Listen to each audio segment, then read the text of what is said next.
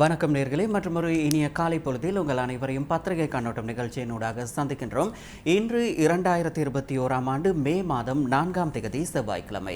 மலர்ந்த இந்த புத்தம் புதிய நாள் இனிய நாளாக அமையும் என்ற வாழ்த்துக்களை கூறிக்கொண்டு நிகழ்ச்சிக்குள் செல்வோம். நிகழ்ச்சியில் இன்று வலிமை போல் வீரகேசரி பத்திரிகை. முதலில் வீரகேசரி பத்திரிகையின் பிரதான தலைப்புச் செய்தி இவ்வாறு அமைந்திருக்கின்றது. இரு வார காலம் எனும் நாட்டை முடக்குங்கள் என்று இவ்வாறு வைத்திய அதிகாரிகளின் சங்கம் எச்சரிக்கை விடுத்திருக்கும் ஒரு தகவல் இன்றைய தினம் வீரகேசரி பத்திரிகையின் மிக முக்கிய பிரதான செய்தியாக இடம் பிடித்திருக்கின்றது. அதாவது நாட்டில் தொடர்ச்சியாக அதிகரித்து வரும் கொரோனா அச்சம் காரணமாக இவ்வாறு நாட்டை 2 வாரங்களுக்கு முடக்குமாறு அவர்கள் அரசாங்கத்திடம் கோரிக்கை விடுத்திருக்கின்றார்கள். அந்த தகவல் பிரதான செய்தியாக இன்றைய தினம் வீரகேசரி பத்திரிகை பிரசுரித்திருக்கின்றது. பிரித்தானிய வைரஸ் தாக்குதலால் மரண எண்ணிக்கை அதிகரிக்கும், இலங்கை வைத்தியர் சங்கத்தின் தலைவர் தெரிவிப்பு என்று குறிப்பிடப்பட்டிருக்கின்றது. கோவிட்-19 வைரஸ் பரவலை கட்டுப்படுத்தும் வேலை திட்டத்தில் சகலரும் ஒன்றிணைந்து ஒருமித்த தீர்மானம் எடுக்க வேண்டும். நாளுக்கு நாள் மாறுபடும் தீர்மானங்களை எடுப்பதனால் நாடு மோசமான நிலைக்கு தள்ளி செல்வதாக அவர்கள் சுட்டிக்காட்டியிருக்கின்றார்கள். எனவே உடனடியாக 2 வார காலமேனும் நாட்டை முடக்குவதற்கு நடவடிக்கை எடுக்குமாறு வைத்தியர் சங்கத்தின் தலைவர் அரசாங்கத்திடம் கோரிக்கை விடுத்திருக்கின்றார். வைத்திய நிபுணர் பத்மா குணரத்ன இந்த கோரிக்கையை முன்வைத்திருப்பதாக இன்றைய தினம் வீரகேசரி பத்திரிகை பிரதான செய்தியில் குறிப்பிட்டிருக்கின்றது. அதாவது தொடர்ச்சியாக நாட்டில் அதிகரித்து கொண்டே வருகின்றது கொரோனா தொற்று. எனவே இந்த நடவடிக்கையை எடுக்காவிட்டால் பாரிய அளவிலான மரணங்கள் நாட்டில் இடம்பெறலாம் என்று அவர் சுட்டிக்காட்டியிருக்கின்றார். அதனைத் தொடர்ந்து மற்றொரு தகவலை வீரகேசரி பத்திரிகையிலே பார்ப்போம். 70 கர்ப்பிணி தாய்மார்களுக்கு கோவிட் வைரஸ் தொற்று என்று குறிப்பிடப்பட்டிருக்கும் மற்றொரு தகவல். அண்மையில் அரசாங்க சுகாதார வைத்தியர் சங்கம் அதே போல சுகாதார அமைச்சு கூட அறிவித்திருந்தது. இவ்வாறு கர்ப்பிணி தாய்மார்களை அவதானத்துடனும் கவனமாகவும் இருக்குமாறு எச்சரிக்கை விடுத்திருந்தார்கள். தற்போது 70 கர்ப்பிணி தாய்மார்களுக்கு கோவிட் வைரஸ் தொற்றாகி இருப்பதாக உறுதி செய்யப்பட்டிருப்பதாக குறிப்பிடப்பட்டிருக்கின்றது. விசேட வைத்திய நிபுணர் சித்ரா மாலி டி சில்வா தெரிவிப்பு என்று குறிப்பிடப்பட்டிருக்கின்றது.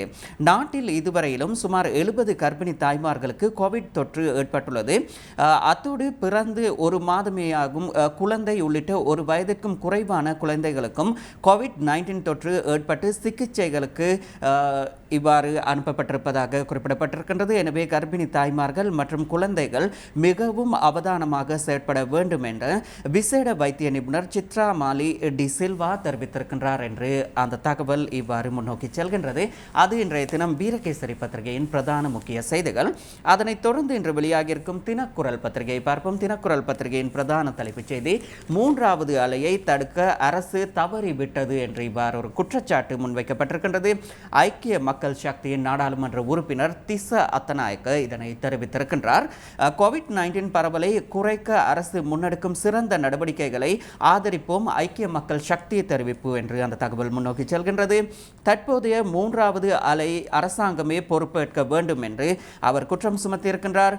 புது வருட காலப்பகுதியில் வைரஸ் பரவலை தடுத்து கட்டுப்படுத்த தேவையான நடவடிக்கைகளை அரசாங்கம் மேற்கொள்ளவில்லை என ஐக்கிய மக்கள் சக்தியின் தேசிய அமைப்பாளரும் நாடாளுமன்ற உறுப்பினருமான திஸ்ஸ அத்தநாயக்க தெரிவித்திருக்கின்றார். கொழும்பில் இடம்பெற்ற ஊடகவியலாளர் சந்திப்பின் போது அவர் இந்த கருத்தினை முன்வைத்திருக்கின்றார் என்று குறிப்பிடப்பட்டிருக்கின்றது. எவ்வாறாயினும் இந்த 3வது அலை ஏற்படுவதற்கு அரசாங்கமே காரணம் என்று குற்றம் சுமத்தியிருக்கின்றது பிரதான எதிர்க்கட்சியான ஐக்கிய மக்கள் சக்தி. அதே போல மற்றொரு தகவலை நாம் பார்ப்போம். தினமும் முடக்கப்படும் பல்வேறு பகுதிகள். நேற்று 5 மாவட்டங்களில் 8 பகுதிகள் முடக்கம் என்று குறிப்பிடப்பட்டிருக்கின்றது. கோவிட்-19 தொற்றாளர்கள் அதிகம் இனம் காணப்படுகின்ற பகுதிகள் உட்பட உடனடியாக அமலுக்கு வரும் வகையில் தொடர்ச்சியாக தன்மைப்படுத்தப்பட்டு வரும் பகுதிகள் தொடர்பாக அறிவிக்கப்பட்டிருக்கின்றன. நாட்டை முழுமையாக முடக்குவதற்கு இதுவரையிலும் தீர்மானம் எட்டப்படாத நிலையில் ஆங்காங்கு கொரோனா தொற்றாளர்கள் இனம் காணப்படும் சந்தர்ப்பங்களில் அந்த பிரதேசங்கள் உடனடியாக அமலுக்கு வரும் வகையில் முடக்குவதற்கு நடவடிக்கை எடுக்கப்பட்டிருப்பதாகவும் தினமும் முடக்கப்படும் பல பகுதிகள் என்றும் நேற்று 5 மாவட்டங்களில் இவ்வாறு 8 பகுதிகள் முடக்கப்பட்டிருப்பதாக அந்த தகவல் முன்னோக்கி செல்கின்றது. அதே போல மற்றொரு தகவலை நாம் பார்ப்போமேயானால், முல்லைத்தீவில் தனி சிங்கள அலகொன்றை உருவாக்க முயற்சி என்று குற்றம் சுமத்தப்பட்டிருக்கும் ஒரு தகவலும் இன்றைய தினம் தினக்குரல் பத்திரிகை பிரசுரித்திருக்கின்றது. மகாபலி எல் வலயத்தின் ஊடாக சதி என்கின்றார் ரவிஹரன் என்று குறிப்பிடப்படுகின்றது. அதாவது முல்லைத்தீவு மாவட்டத்தில் சில பகுதிகளை மகாபலி அதிகார சபையின் எல் வலயமாக பிரிப்பதற்கு அரசாங்கம் தற்போது நடவடிக்கை மேற்கொண்டு வருவதாகவும் வட மாகாண ஆளுநர் PHS சார்ல்ஸ் அவர்கள் இந்த நடவடிக்கையில் நேரடியாக தொடர்பு பட்டிருப்பதாகவும் எனவும் குற்றம் சுமத்தப்பட்டிருக்கின்றது. அதன் அடிப்படையிலேயே இந்த தகவல் வெளியிடப்பட்டிருக்கின்றது. முல்லைத்தீவில் தனி சிங்கள அலகொன்றை உருவாக்க முயற்சி, மகாபலி எல்வலயத்தினூடாக பல்வேறுபட்ட சதிகள் முன்னெடுக்கப்பட்டிருப்பதாக குறிப்பிடப்படுகின்றது. முல்லைத்தீவு மாவட்டத்தில் கரைத்துறைப்பற்று பிரதேசத்தை பிரதேச செயலாளர் பிரிவிற்குட்பட்ட கொக்கிலாய் கிழக்கு, அதே போல கொக்கிலாய் மேற்கு, கொக்கிலாய் தொடுவாய் வடக்கு போன்ற பகுதிகளும் இவ்வாறு மகாபலி எல் வலயமாக பிரிப்பதற்கு நடவடிக்கை எடுக்கப்பட்டிருப்பதாக தெரிவிக்கப்படுகின்றது. செம்மலை கிழக்கு, செம்மலை ஆகிய பகுதிகளும் இவ்வாறு சிங்களமயப்படுத்துவதற்காக தயார்படுத்தி வருவதாக குறிப்பிடப்பட்டு இவ்வாறு குற்றம் சுமத்தி இருக்கின்றார்.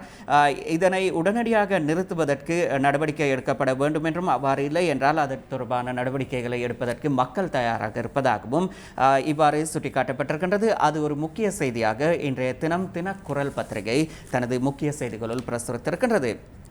அதனைத் தொடர்ந்து இன்றைய தினம் வெளியாகியிருக்கும் தமிழன் பத்திரிகையை பார்ப்போம். தமிழன் பத்திரிகையின் பிரதான செய்தி இவ்வாறு அமைகிறது.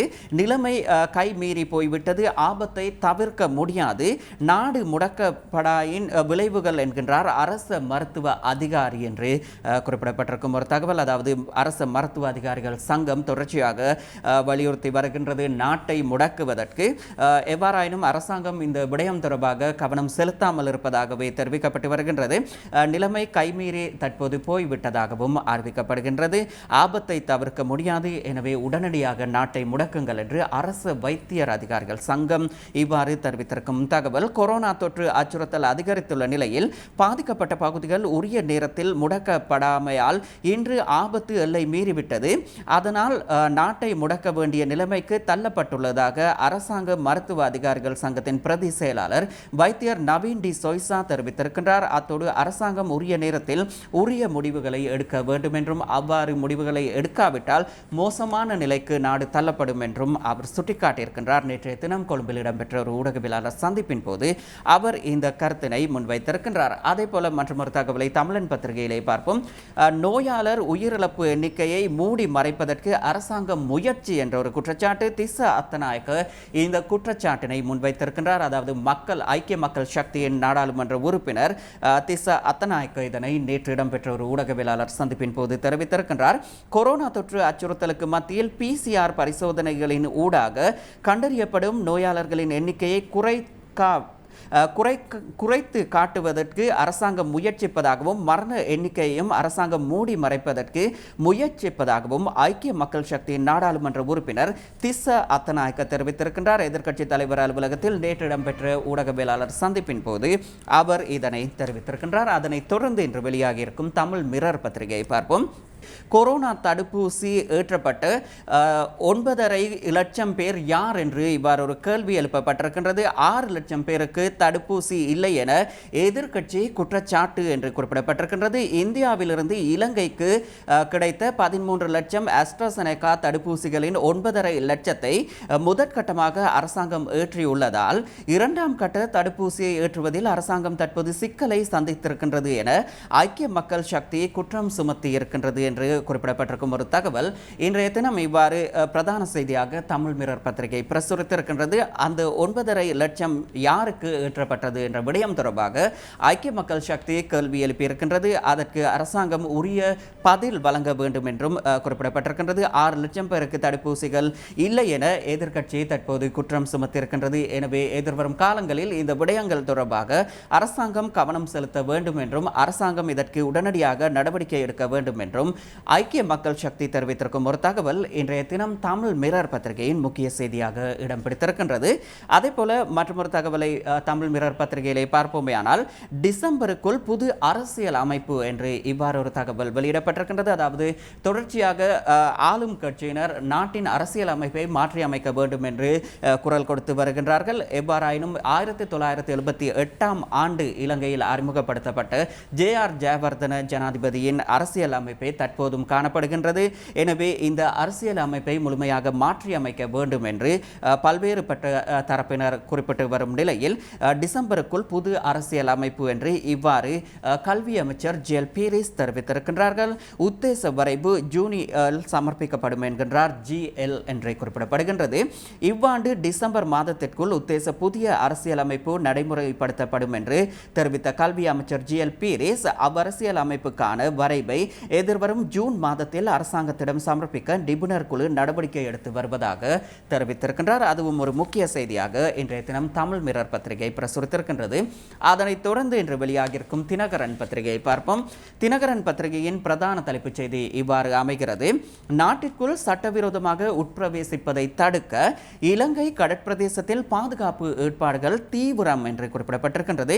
24 மணித்தியாலமும் விசேட கண்காணிப்புகள், மேலதிக கப்பல்கள் மற்றும் படகுகள் அனுப்பி வைப்பு என்றும் குறிப்பிடப்படும் ஒரு தகவல்.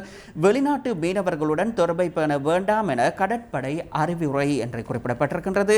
கடல் வழியாக பயன்படுத்தி நாட்டிற்குள் சட்டவிரோதமாக உட்பிரவேசிப்பதை தடுக்கும் வகையில் இலங்கை கடற்பிரதேசத்திற்குள் பாதுகாப்பு பலப்படுத்தப்பட்டுள்ளதுடன் 24 மணித்தியாலமும் விசேட கடல் கண்காணிப்பு நடவடிக்கைகள் அதிகரிக்கப்பட்டுள்ளதாக இலங்கை கடற்படை அறிவித்திருக்கின்றது. கடல் வழியை பயன்படுத்தி சட்டவிரோதமாக பிரவேசிப்பதன் மூலம் நாட்டிற்குள் COVID-19 தொற்று நோய் அச்சுறுத்தல் அதிகரிக்கும் நிலை தோன்றியிருப்பதாக தெரிவிக்கப்பட்டிருக்கின்றது. எவ்வாறாயினும் இந்தியாவிலிருந்து பல்வேறுபட்ட நபர்கள் அங்கிருந்து நோய் தொற்றுக்கு அஞ்சி இலங்கைக்கு கடல் வழியாக வருவதாக குறிப்பிடப்பட்டிருந்தது. அண்மையிலும் கூட அவ்வாறு இலங்கைக்கு உட்பிரவேசித்த சிலர் கைது செய்யப்பட்டனர் என்று குறிப்பிடப்பட்ட ஒரு தகவலை நாம் பார்த்திருந்தோம். அதாவது புத்தளம் பிரதேசத்தில் இவர்கள் மறைந்திருந்ததாக குறிப்பிடப்பட்டிருந்தது. எவ்வாறாயினும் நாட்டின் பாதுகாப்பிற்கும் அதே போல நாட்டில் கொரோனா தொற்றை தடுப்பதற்காக இவ்வாறு நாட்டிற்குள் சட்டவிரோதமாக உட்பிரவேசிப்பதை தடுப்பதற்கு பல்வேறுபட்ட நடவடிக்கைகளை இலங்கை கடற்படையினர் எடுத்திருப்பதாக தெரிவிக்கப்படும் ஒரு செய்தி முக்கிய பிரதான செய்தியாக இன்றைய தினம் தினகரன் பத்திரிகை பிரசுரித்திருக்கின்றது. அதே போல மற்றொரு தகவலை பார்ப்போம். நாம் இன்றைய தினம் வெளியாகி இருக்கும் தினகரன் பத்திரிகையில் பூஜித் ஹேமசிறிக்கு எதிரான குற்றச்சாட்டுகள் நீதிமன்றில் முன்வைப்பு என்று குறிப்பிடப்பட்டிருக்கின்றது. முன்னாள் போலீஸ் மா அதிபர் பூஜித் ஜெயசுந்தர மற்றும் முன்னாள் பாதுகாப்பு செயலாளர் ஆகிய இருவருக்கும் எதிராக தற்போது குற்றச்சாட்டுகள் நீதிமன்றத்தில் முன்வைக்கப்பட்டிருப்பதாக தெரிவிக்கப்படுகின்றது. அதாவது உயிர்த்த ஞாயிறு தாக்குதல் இடம்பெற்ற சம்பவத்தில் போலீஸ் மா அதிபராக கடமையாற்றிய பூஜித் ஜெயசுந்தர், அதே போல அத்தருணத்தில் பாதுகாப்பு செயலாளராக கடமையாற்றிய ஹேமசிறி பெர்னாண்டோ ஆகிய இருவரும் அவர்களுடைய கடமையை சரியாக செய்வதை தவறிவிட்டார்கள் என்ற குற்றச்சாட்டின் அடிப்படையிலேயே இவர்களுக்கு எதிராக இவ்வாறு இந்த குற்றச்சாட்டு நீதிமன்றில் முன்வைக்கப்பட்டிருப்பதாக தினகரன் பத்திரிகை தனது முக்கிய செய்தியில் பிரசுரித்திருக்கின்றது. அதனைத் தொடர்ந்து நாட்டில் இன்றைய தினம் காலநிலை எவ்வாறு அமைகின்றது என்ற விடயத்தினை பார்ப்போம். அதனை தெரிந்து கொள்வதற்காக நாம் தற்போது தொலைபேசி அழைப்பொன்றினை ஏற்படுத்துகின்றோம். இலங்கை வளிமண்டலவியல் திணைக்களத்தின் சிரேஷ்ட வானிலை அதிகாரி முகமது சாலிதீன் அவர்களுடன். நாட்டின் பெரும்பாலான பகுதிகளில் மாலை அல்லது இரவு வேளைகளில் மழை அல்லது இடியுடன் கூடிய மழை பெய்யக்கூடும். மத்திய சப்ரகமுக மேல், வடமேல் மற்றும் ஊவா மாகாணங்களின் சில இடங்களிலும், அத்துடன் பொலனறுவை, காலி மற்றும் மாத்தறை மாவட்டங்களின் சில இடங்களிலும் 100 மில்லிமீட்டர் வரையிலான பலத்த மழை பெய்யலாம் என எதிர்பார்க்கப்படுகின்றது. பலத்த காற்று மின்னல் தாக்கங்களும் ஏற்படக்கூடிய சந்தர்ப்பங்களில் பொதுமக்கள் அவதானத்துடன் செயற்படுமாறு கேட்டுக்கொள்ளப்படுகின்றனர். கடல் பிராந்தியங்களை பொறுத்தவரையில் நாட்டை சூழவுள்ள கடல் பிராந்தியங்களின் பல இடங்களில் மழை அல்லது இடியுடன் கூடிய மழை பெய்யக்கூடும். காலி தொடக்கம் ஹம்பாந்தோட்டை ஊடாக பொத்துவில் வரையான கடல் பிராந்தியங்கள் இடைக்கிடையே ஓரளவு கொந்தளிப்பாக காணப்படும். ஆனால் இடியுடன் கூடிய மழை பெய்கின்ற வேளைகளில் தற்காலிகமாக பலத்த காற்று வீசுவதுடன் அவ்வேளைகளில் கடல் பிராந்தியங்கள் கொந்தளிப்பான நிலையில் காணப்படும். அது இன்றைய நாட்டின் காலநிலை தொடர்பான தகவல்கள். அந்த தகவல்களை எமக்கு வழங்கியிருந்தார் இலங்கை வளிமண்டலவியல் திணைக்களத்தின் சிரேஷ்ட வானிலை அதிகாரி முகமது சாலிதீன் அவர்கள். அந்த தகவல்களோடு இன்றைய பத்திரிகை கண்ணோட்டம் நிகழ்ச்சியிலிருந்து விடைபெற்று செல்கின்றோம். மீண்டும் நாளையும் சந்திப்போம். வணக்கம். இது போன்ற மேலும் இலங்கை செய்திகள், உலக செய்திகளை அறிந்து கொள்ள இன்றே சப்ஸ்கிரைப் செய்யுங்கள் லங்காஸ்டர் நியூஸை.